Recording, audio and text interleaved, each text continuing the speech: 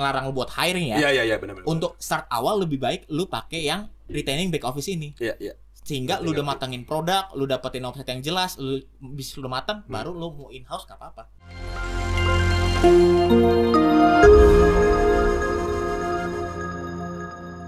Welcome back to Ngobis, ngobrol bisnis by teman startup. Seperti biasa kita selalu memanggil para expert dan juga founders atau owner ataupun mereka yang expert pada bidangnya masing-masing. Tapi di episode kali ini kalau kita ngomong expert pada satu industri kayaknya kurang tepat nih. Dan kita juga sudah kedatangan Kak Obet.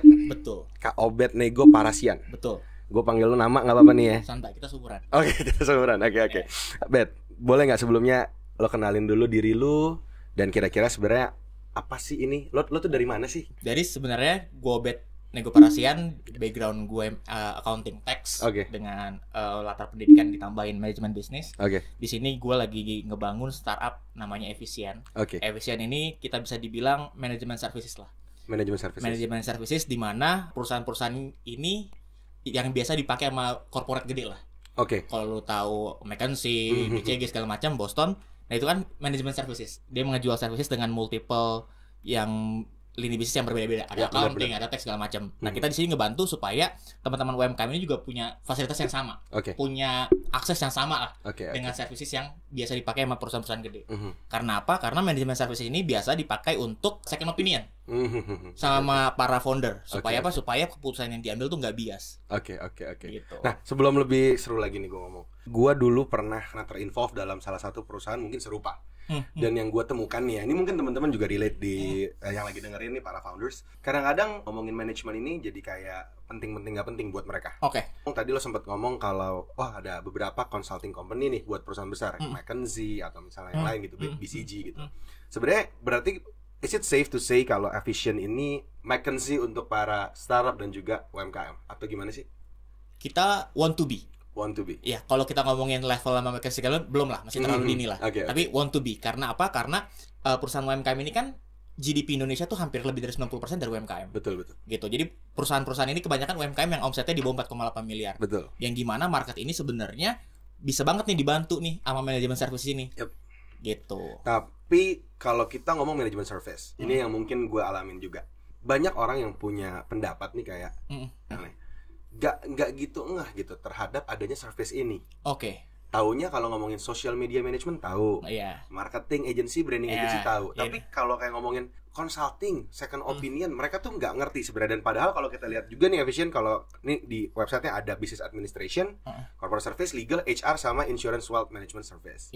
Tapi secara whole dan kalau bisa lo jelaskan secara mudah nih Bet, buat teman-teman, apa sih sebenarnya yang lo lakukan untuk UMKM? Gitu. Awalnya ketika lu mau bikin usaha, apa yang lu cari? Begitu duit udah dapat. Mungkin gue pengen bisa berjalan dengan baik dengan ada sistem yang rapi gitu. Nah, itu dimulai dari mana? Dengan adanya tim yang ngedukung dong. Betul. Tapi kita tahu sekarang untuk ngebangun tim yang baik itu costly. Ya benar. You name it, manager accounting. Berapa sekarang gajinya lu bisa search di Jobstreet? 15 juta. Itu belum tax. Tapi gimana kita nawarin ke UMKM ini, lu dengan cost yang sangat minimum, lu bisa dapat services yang lebih profesional lagi. Sebagai third party service ya berarti ya. Lu hire fresh graduate, kita nggak bilang semua fresh graduate jelek, tapi lu perlu validasi dong hasil kerjanya. Betul. Dan nggak semua founder punya background ataupun knowledge yang sama buat ngevalidasi pekerjaan tersebut. Betul. Gitu. Karena tadi kalau lu bilang misalnya mau hire manager, mungkin akan berat buat UMKM nih kalau dari awal. Terus kalau mau bilang yaudah hire aja anak yang baru lulus fresh graduate, seberapa legit nih pekerjaannya. Betul. Jadi kita ada di antara itu tuh yang kayak gue sebenarnya pengen mengembangkan lebih UMKM gue. Tapi duit gue nggak ada. Kalau gue bisa bilang, lu bisa pakai service gue start from UMR. Tapi servicesnya udah dapat, toolsnya lu dapat, accounting service lu udah dapat, manajemennya, terus lu dapat skill set yang profesional, di level manajerial. Nah, dapat orangnya juga kan untuk consulting. Nah, lu bisa kayak gitu secara founder yang saving cost, lu bakal mikir 2 kali nggak? Kalau gue sih ya kalau memang ada kebutuhan dan gue tidak punya timnya ya gue better untuk pakai third party service ini gitu. Nah, itu dia yang kita coba tawarkan ke ditawarkan UMKM. Ya. Oke. Salah satu contoh service yang kita tawarin. Oke.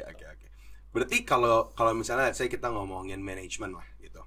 Manajemen ini berarti kan kebanyakan ya berarti ngomongin administration, SOP, flow dokumen, flow kerja, struktur gitu-gitu. Dan kadang-kadang hal seperti ini nih suka dianggap sepele sama UMKM. Betul. Boleh nggak lo kasih tahu teman kayak sebenarnya seberapa penting sih itu manajemen itu gitu? Pertama, hasil dari research kita itu startup 95% failed. Yeah. Dan itu kebanyakan itu dari mismanagement. Dimana hampir setengahnya itu karena foundernya tuh nggak aware sama hal-hal kayak gini tuh. Gitu. Jadi kita di sini supaya ngebantu lu tuh nggak perlu hire in-house yang profesional langsung loh. Modal lu nggak apa-apa lu pakein buat nge-boost produk lu pakai ads segala macam, it's okay, tapi lu harus willing to spend untuk hal-hal yang kayak gini. Karena apa? Karena ini termasuk investment juga buat bisnis lu. Karena dengan lu ini udah baik di depan, lu mau scale up bisnis lu segede apapun, itu udah ada pakemnya. Daripada lu sambil ngerapin nyebokin dosa masa lalu kan kasarnya itu lebih capek. Lu 2 kali capeknya. Apalagi ketika lu scale up, lu baru mau rapiin. Betul. Itu banyak kan kayak gitu foundernya Mila. Mikir tar aja lah, tunggu gede dulu. Terus laporan keuangan susah kan, datanya semua udah berantakan. Lu founder, dan lu tau lah masalah-masalah itu. Ketika nanti ada investment A, B, C, D, aduh gue belum siapin lagi nih. Itu kerjanya double lah. Bener-bener. Dan akhirnya ya laporan keuangan sebelumnya dikorek lagi, sistem juga masih berantakan, data nggak ada. Betul. Baru datang nih ke lo. Nah, dengan data-data yang berantakan ini gitu kan akhirnya. Itu kan costnya double juga, waktunya double. Nah, itu jadi berlipat ganda lah masalahnya. Kenapa nggak kalau udah lu siap rapiin ya memang ayo kita sama-sama rapiin dari awal. Betul. Gitu. Tapi setelah kita bakal ngomong banyak lagi nanti tentang layanan-layanan kira-kira apa sih benefit value yang diberikan oleh Efficient pada para teman-teman UMKM nih. Kalau menurut lo sendiri di Indonesia ini kondisi industri services khususnya di konsultan itu gimana sih menurut lo untuk UMKM? Nah itu tadi, karena harganya yang nggak terjangkau oleh UMKM, bisa dibilang lu you name it, lu search di Google, harganya pasti berantakan. Berantakan dalam artian range-nya terlalu lebar. Ada yang murah, ada yang mahal. Nah, yang murah pun lu curiga, ini beneran nggak nih? Gue ditipu nggak?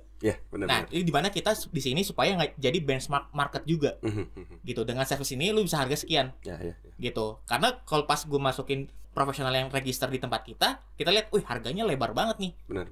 Gitu. Jadi sebenarnya untuk dari kita pun bisa untungnya lumayan juga karena harganya yang lebar itu dan ketidaktahuan market terhadap pricing-nya dari service tersebut. Benar. Karena kalau kita ngomong kayak finance manager menggantikan finance manager lo, kita ngerapin laporan keuangan lo. Gue pernah memang yang tadi gue cerita di awal, gue pernah terinvolve dalam ini. Itu tuh bisa dari 500.000 ada sampai yang 20 juta dan 30 juta dengan service yang sama. Ya bener lah, cuman maksudnya kan memang jumlah transaksi misalnya, kesulitannya setting apa seberapa. Tapi kan itu jauh banget ya Pak, maksudnya dari ujung sampai ujung. Dan berarti salah satunya juga lo pengen jadi benchmark ya, memang service itu ya segini gitu. Dan mungkin ya, gua ngeliat juga kalau misalnya business service, apa sih kunci paling pertama atau utama lah kalau kita ngomongin business service di Indonesia, apalagi consulting management? Yang pertama pasti produknya yang dibutuhin dulu. Ketika lu ngasih services, lu tahu dulu nih, kan gue punya histori kerja di startup. Seenggaknya gue tahu nih, startup itu awalnya ngebutuhinnya tuh apa aja. Nggak serta-merta lu ngeluarin produk, apanya itu dipedulin, kan kita harus validasi dulu dong. Nah, gue punya keistimewaan, udah ngevalidasi duluan nih. Begitu gue ngeluarin produk, itu emang produk yang dibutuhkan oleh market. Gitu. Jadi secara founder perspektif pun gue tahu, emang gue ngebutuhin ini, dan gue menyediakan itu. Jadi nggak menyediakan sesuatu yang mungkin UMKM juga belum butuh nih. Misalnya lo jualan tiba-tiba proposal projection untuk 20 tahun ke depan misalnya dengan analisa makro. Nah, itu kan nggak dibutuhin sama UMKM. Nggak dibutuhin. Ya kan? Tapi karena lo punya pengalaman tadi ya mungkin lo tahu akhirnya apa aja yang dibutuhin nih. Ya, orang semua butuh laporan keuangan butuh. Semua orang butuh buka PT. Semua orang butuh ini. Ya itu yang kita siapkan. Oke. Nah, kalau kita ngomongin tentang lo menyebut Efficient ini apa sih? Consultant kah? Yang gue sini sebut pertama kita manajemen services. Manajemen services. Iya, gimana kita bisa nge-provide emang kebutuhan back office-nya lah kasarnya. Kalau ngomong yang gampang dicerna, lu mau back office apa, gue sediain. Daripada lu hire untuk bisnis model yang belum proven. So daripada lo trial and error lagi, lo hiring juga pakai cost. Hiring belum keterima aja udah pakai cost lo Pak. Udah lo dapet belum tentu pas dan sebagainya. Kita support lo secara managerial ini. Betul. Nah, kalau menurut sendiri di Indonesia kompetitor yang serupa sama lo di Indonesia saat ini banyak gak sih? Kalau gue bilang belum ada, sombong gak sih? Enggak apa-apa Pak, nggak apa-apa. Kita sombong boleh gak? Emang seriusnya belum ada. Berarti kita bisa bilang Efficient is the first nih untuk melayani back office ini ya? Kalau gue bilang begitu emang iya. Dan berarti itulah perbedaan lu dengan kompetitor lain. Karena kalau gue lihat kayak misalnya ngomongin business service. Business service ini kan base-nya trust menurut gue. Kayak gue selalu pakai perumpamaan ini. Di rumah lu mungkin lo punya tukang AC gitu. Kerjanya jelek, fry on masih ada, dia isi lagi, ditagih, terus mungkin dia bau ketek misalnya. Tapi lo akan panggil dia lagi karena lo based on trust. Dan gue ngeliat kayak ketika Efficient masuk dan satu lini lah, let's say kita ngomongin accountingnya dulu, gue bantuin lo. Udah kenal sama Efficient, sudah dapet trustnya, So yang lain akan refer ke lu. Ya. Baik lagi, kayak lu bisa lihat di sini deh. How do we help you thrive? Jadi gue gimana cara ngedapetin trust? Pertama gue pasti ngelakuin efisiensi dulu nih di perusahaan tersebut. Terus gue ngebuat dia grow. Terus gue ngebuat dia sustain. Sustain dalam artian dia udah bisa nge-profit cost-nya sendiri lah. Terus dia bisa dapat profit. Dan itu baru gue dapetin trust-nya. Trust-nya ya, oke. Dan jadi, ini setiap lini ya lo akan lakukan hal yang sama. Iya. Ketika gue masuk manajemen ya ini dulu yang lo lakukan. Iya. Makanya klien sekarang based on refer. Karena gue belum kencang banget untuk dari media sosial. Jujur nih untuk campaign sosial media pertama di sini nih. Iya. Gitu. Karena mostly memang akhirnya selama ini lu baru word of mouth lah ya. Betul. Biasanya tuh ini perusahaan si dia terus omnya mau pakai juga, terus omnya punya teman gitu kan akhirnya muter di situ ya. Kalau sekarang nih, tadi lu sempat menyinggung tentang strategi social media presence. Apa sih PR terbesar lo menurut lo ketika lo mau membawa suatu bisnis yang kita bisa bilang sebenarnya bisnis ini tuh sangat dibutuhkan saat ini, di saat kita melihat UMKM angkanya naik, serap angkanya naik. Cuman menurut gue edukasinya yang kurang di Indonesia tentang adanya service seperti ini. Itu mungkin gue salah, mungkin lo punya opini lain. Tapi apa sih PR terbesar lo untuk lo membawa ini yang tadinya dari word of mouth menjadi suatu social presence yang ada di social media? Karena founder itu awalnya hanya mikirin omset dia duluan. Seberapa besar gue dapetin omset tanpa mempedulikan timnya bisa ngolah omset itu apa enggak. Betul, setuju. Dengan kapabilitas lu bisa nerima 100 nih, lu jor-joran di ads, lu dapat orderan 20.000. Nah, tim lu bisa nggak nge-absorb itu? Nah, itu dia yang pengen gue bawa supaya lu tuh nggak buang-buang duit lo untuk ngejagain back office lo, gitu. Daripada cost lu nanti berlipat ganda ya itu urusan lo, tapi mendingan lu hemat cost, nah lu pakai untuk nge-boost tim lu udah siap. Karena gue selalu orang tuh gue melihatnya kayak UMKM founders nih, founder, CEO atau owner lah kita sebutannya, selalu ngerasa gue punya budget, gue punya duit, pokoknya gue marketing, pokoknya gue hajar duit, gue hajar nih gitu. Itu kayak pemain kalau main bola, tim bola tuh marketing itu striker kan. Tapi sebenarnya kan manajemennya kan back sebenarnya. Bahkan mungkin kita bisa bilang gelandang tengah yang bisa ngatur kerapihan semuanya gitu. Kita ngomongin marketing juga ada SOP-nya. Kita tuh diterima duit, kayak tadi lo bilang tiba-tiba dapat terima orderan 2.000, dapat orderan berapa ratus juta, gimana tuh cara ngolahnya? Jangan kan lo ngolah, nerima 100 jutanya udah pernah belum punya SOP untuk terima duit 100 juta? Apakah ternyata yang nerima anak sales yang tiba-tiba ditransfer pakai duit dia dulu nanti ke rekening dia baru ditarik kabur, ya kan? Nah, hal-hal yang seperti ini yang sebenarnya kan sering terjadi loh itu. Nah, itu common emang di dunia UMKM memang kayak begitu kan? Iya benar-benar. Dan akhirnya ya udah, lo udah ngeluarin cost marketing, lo udah keluarin semua, ya akhirnya udah. Dan kadang-kadang kalau menurut gue kesalahan-kesalahan ini sebenarnya jadi batu sandungan sih. Dan mungkin ya gue ngerasa gini, mostly semua orang, hampir semua pengen cita-cita jadi pebisnis, owner gitu. Karena ngeliat konten-konten orang yang kayak enak jadi owner nih ya, bisa foto pakai ini apa segala macam gitu. Dan akhirnya tapi kan mereka gak siap ya. Berarti mereka pasti kan akan start dari level paling bawah nih yang memang mereka baru nyoba sendiri, yang apa mereka lakukan. Tapi di tahap setengah jalan itu mereka tuh nggak sadar juga kebutuhan akan service-service seperti ini. Yang akhirnya mereka mikirnya ya, gue harus bayar dan sebagainya gitu. Padahal sebenarnya ada loh yang bisa memberikan lo cost efficiency yang lebih murah, yang bisa membantu lo. Dan mereka ini menurut gue ya, tantangan-tantangan yang paling sering banget dijalanin sama si entrepreneurs ini adalah gue juga nggak tahu caranya dan gue nggak tahu apa yang terjadi besok. Misalnya, gue gak tahu kalau besok ternyata duit gue diambil orang. Gue tidak tahu kalau besok ternyata gue belum bayar pajak, gue dikejar orang pajak. Gue gak tahu kalau ternyata gue gak bisa ngambil tender karena gue tidak terdaftar sebagai PT, tapi gue sebagai CV misalnya. Dan inilah yang jadi problem-problem yang lu baru tahu ketika lu udah kena gitu. Menurut lu gimana tuh? Bener gak? Yang kayak gitu kan berarti dia udah memposisikan dia learning by doing. Iya benar. Nah, sebenarnya learning by doing ini kayak buah si malakama aja. Lu bisa kehilangan opportunity tersebut yang tadi udah lu sebutin. Bener. Gitu. Jadi kita di sini supaya sebelum lu buka bisnis pun, ya lu ngajak ngobrol gue nggak ngecas lu lah. Asalkan lu punya pandangan yang jelas dulu, yang clear. Nanti lu nggak pakai service gue, ya itu urusan ntar. Sehingga yang penting gue udah make a connection with you dan lu udah ngerti dan lu mau kemana, itu udah happy banget kalau buat gue. At least konsultasi itulah ya. Iya. Cuman ini ada satu hal yang gue alami, yang mungkin bukan gue alamin sih, mungkin gue relate terkait hal ini. Kalau kita ngomongin, let's say misalnya gue punya sosial media berantakan, terus gue datanglah ke sosial media agency gitu. Terus gue cerita nih apa sih kesulitan gue. Udah pasti ketika mau pakai jasa seseorang atau kita menawarkan jasa ke seseorang, kita harus tahu dulu dong kondisi dia. Sebenarnya kan kesalahan ini kayak dokter kan, lu harus check up dulu gitu. Sedangkan kalau sosial media yang di check up adalah Instagram lu sini, misalnya Shopee lu, Tokopedia lu, Instagram lu sudah se-aware apa sih, awareness-nya sudah segede apa sih. Tapi kan kalau kita ngomongin manajemen dan keuangan, yang di check up ini kan harus diobok-obok Pak dalamnya. Nah, gimana menurut lo menanggapi hal tersebut? Kalau belum misalkan nih kita belum komitmen, ibaratnya kita masih standar lah. Dan pertanyaan gue pun bakal cuman kulitnya aja. Dari situ pun gue udah kelihatan nih, lu ngejawabnya yakin apa ragu. Betul. Ketika lu udah ragu, gue udah ketahuan. Udah kelihatan nih. Lu pasti tebak-tebakan. Tapi ketika lu nge-state numbers itu lu yakin, ya itu nggak apa-apa. Berarti lu udah tahu lu harus kemana. Iya. Jadi dari cara ngomong foundersnya ketika ditanya pun dia bakal ketahuan dong. Benar. Dia ngelakuin manajemen yang baik apa enggak.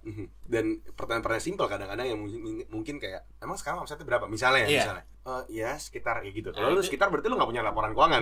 Betul. Stok lu yang nyangkut ada berapa nih sekarang gitu. Nggak tahu juga. Iya ada sih sekitar. Berarti lu tahuan gitu sebenarnya. Jadi maksudnya buat teman-teman kalau seumpama let's say mau ngobrol atau mau reach out, it's all fine gitu. Kayak kita nggak mungkin tiba-tiba kayak boleh nggak dikirim laporan keuangan 5 tahun ke belakang? Enggak dong, gua nggak. Maksudnya kita nggak sepos itu. Ya kan lu juga founder jadi lu punya critical thinking dong awalnya dong. Benar. Tapi sekarang gue mau lanjut lagi nanya nih beberapa hal. Tadi kita udah ngomongin marketing juga dari lo. Kalau misalnya service ini lo banyak bermain di word of mouth lah. Lo juga sekarang lagi fokus untuk membangun social presence lo. Kalau yang gue lihat bagaimana orang bisa mempercayai atau akhirnya menggunakan jasa service ini adalah tadi trust balik lagi. Betul. Dan bagaimana gue melihat lo tuh memang ngerti apa yang lo lakukan.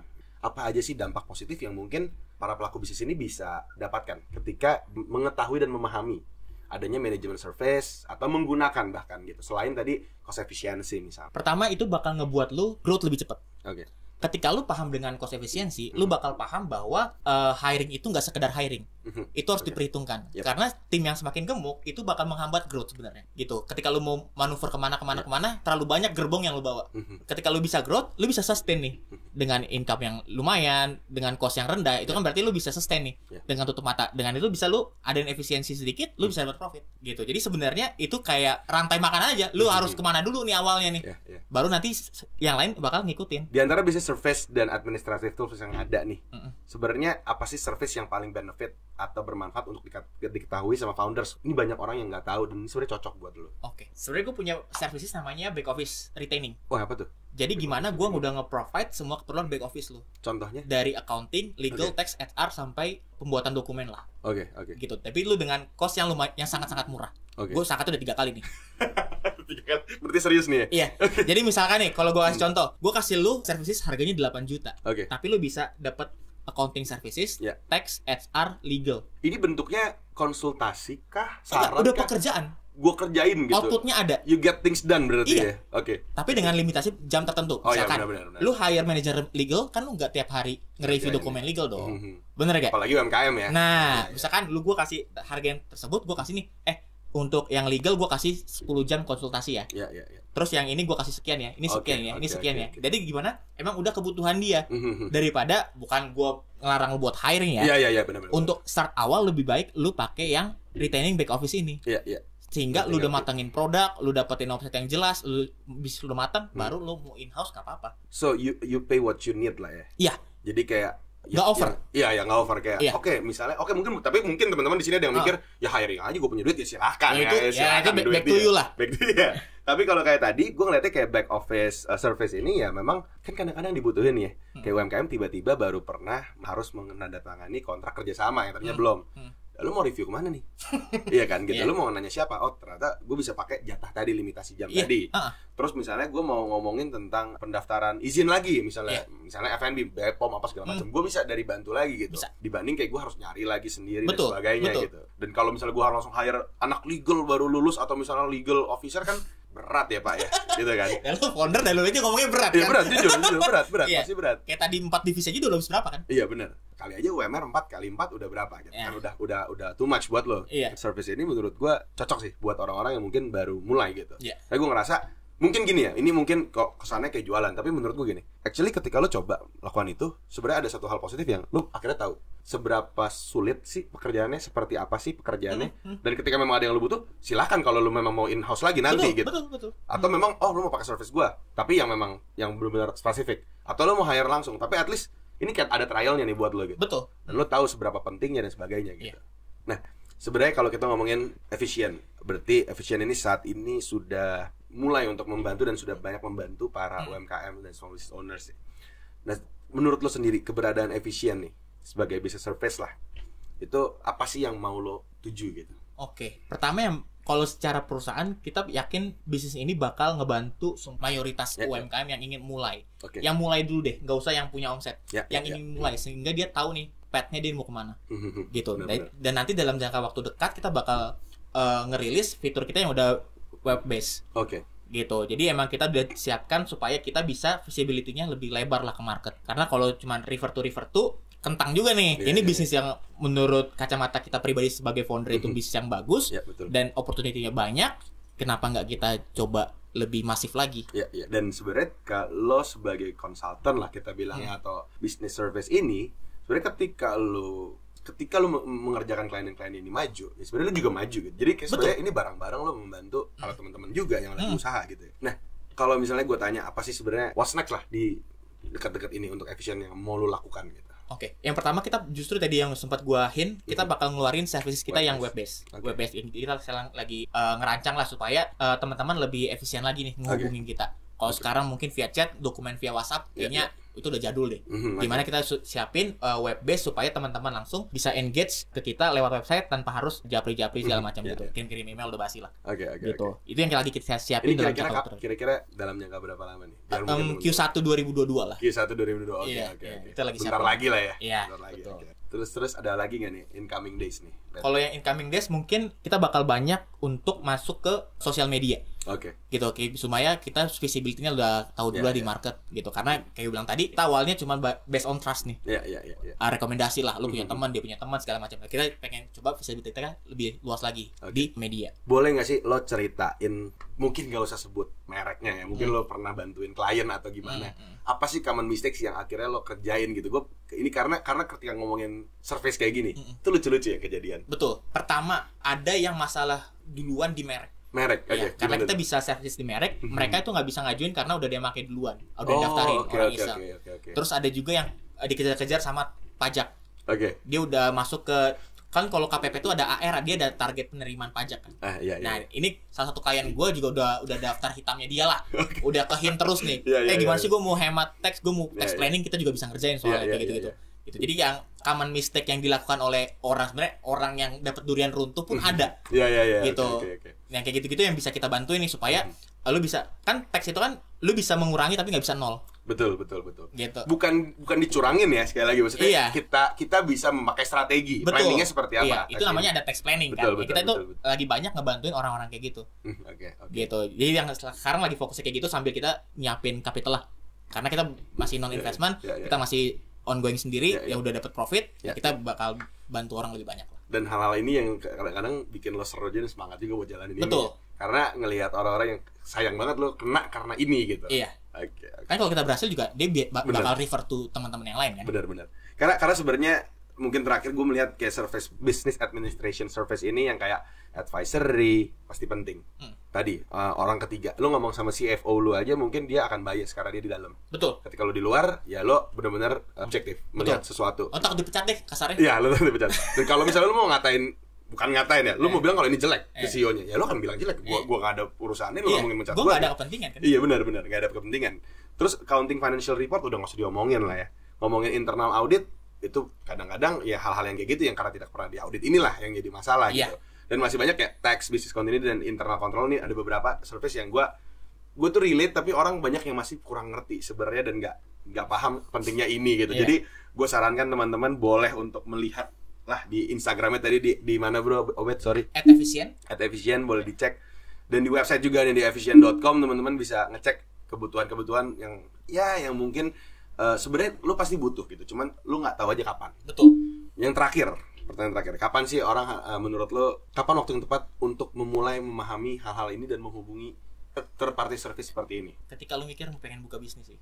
Ketika lu mikir ya, berarti di awal ya lu harus Jadi nggak nanti kalau gue punya duit, nanti kalau gitu. Di awal lo udah harus untuk prepare ini semua ya. Kalau mismanagement apa yang lu lakuin pertama? Gue. Mismanagement pertama gue adalah uang itu sih.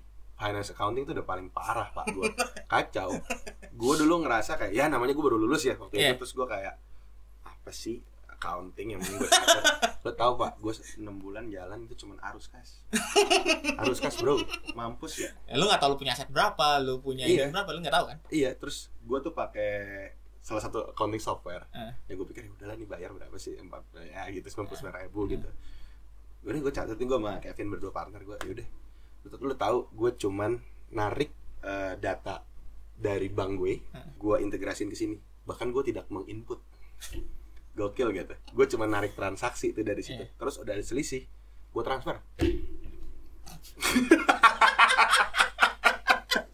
Bisa selisih, karena gue gedek gitu pak, maksudnya selisih paling 34.000, 60.000, paling banyak 100-200 gue transferin aja. Itu mismanagement gue yang pertama kali gue lakukan, tuh parah tuh. Tapi nanti begitu nanti bisnis lu gede, itu bakal lebih costly lagi. Bener. Oke Bet, thank you banget.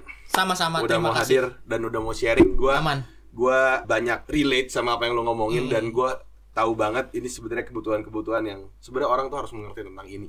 Tapi kadang-kadang suka di nomor 2-kan gitu. Betul. Kayak ujungnya harus marketing gitu. Padahal sebenarnya ini penting banget buat lo jalanin bisnis. Tapi kalau orang mau reach out lo secara personal, lewat Efisien boleh, dan lewat Instagram gue juga boleh. Boleh.